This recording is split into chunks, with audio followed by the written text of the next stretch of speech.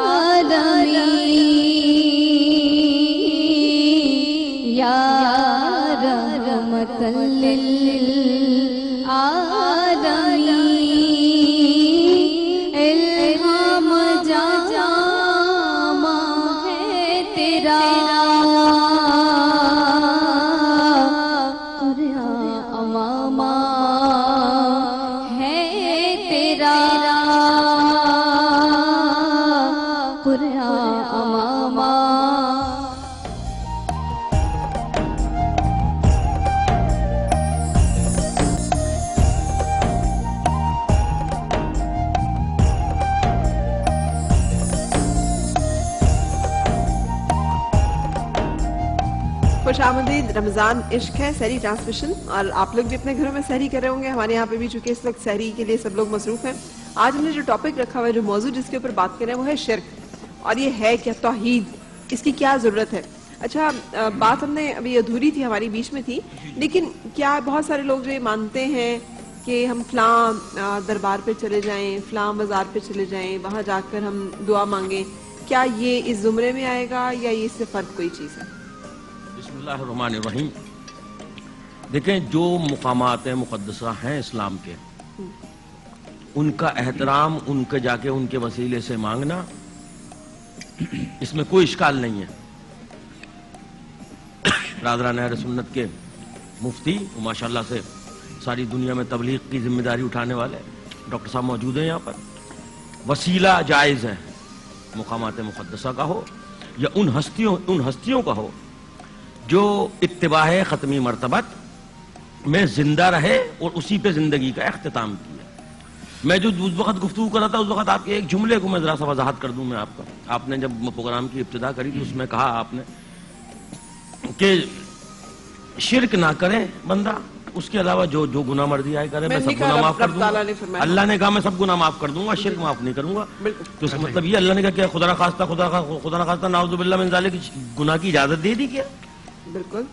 یہ کہا جاتا ہے، یہ ایک سمجھانے کے لیے کہا گیا کہ دیکھیں تم خاکی ہو، تم قدرت رکھتا ہے جس چیز کو مرضی بخش دے، لیکن یہ ایک گناہ وہ ہے جس پہ اس کا وعدہ ہے کہ اس کو ہرگز نہیں بخشے گا. میں یہ عرض کروں گا آپ سے کہ جب یہ حدیث بیان کی جائے، اس کے ساتھ اس کی تفصیل بھی دی جائے. سر یہ حدیث نہیں، قرآن پاک کی آیت مبارکہ ہے، قرآن مجید کی آیت مبارکہ. جب یہ بیان کی جائے تو ساتھ میں اس کی تشریح بھی دی جائے کہ دیکھیں گناہ کی اجازت تو اللہ دے نہیں رہا. نعوذ باللہ، ہمارا تو ایمان ہی نہیں کہ اللہ کو کسی گناہ کی اجازت دے دے گا. نہیں، اس کو ایک تشبیہ سمجھ لو، اس کو ایک وہ سمجھ لو کہ کوئی بھی گناہ، بڑا بڑا انسان گناہ گار ہے، گناہوں سے بچ نہیں سکتا.